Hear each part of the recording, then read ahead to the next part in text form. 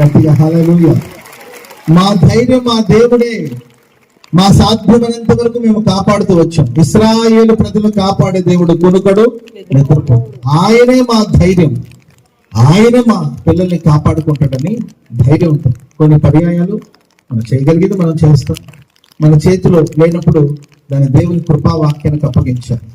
ఒక తాగుబోతు కొడుకు కోసం తల్లిదండ్రులు ఎంతో ప్రలాపించారు. వాడు మారట్లేదు, మనసు మార్చుకోవట్లేదు. రోజు దిగులు వాడి గురించి. అన్నం తినలేకపోతున్నాడు, ప్రశాంతంగా బ్రతకలేకపోతున్నాడు. ఒకరోజు ప్రార్థన చేసుకుంటే దేవుడు వాడికి ఒక ప్రేరణ కలుగు చేశాడు. మీ బిడ్డల గురించి మీరు ఎందుకు దిగులు పడతారు, మీ పిల్లల్ని నా చేతికి అప్పగించమని ప్రభు చెప్పాడు.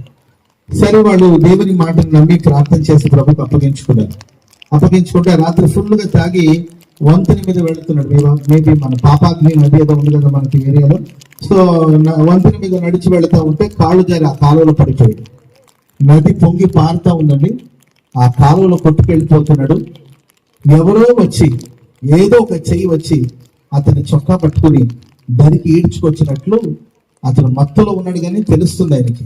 ఆ తర్వాత ఒడ్డు మీద ఎవరో పడేసి వెళ్ళిపోయారు.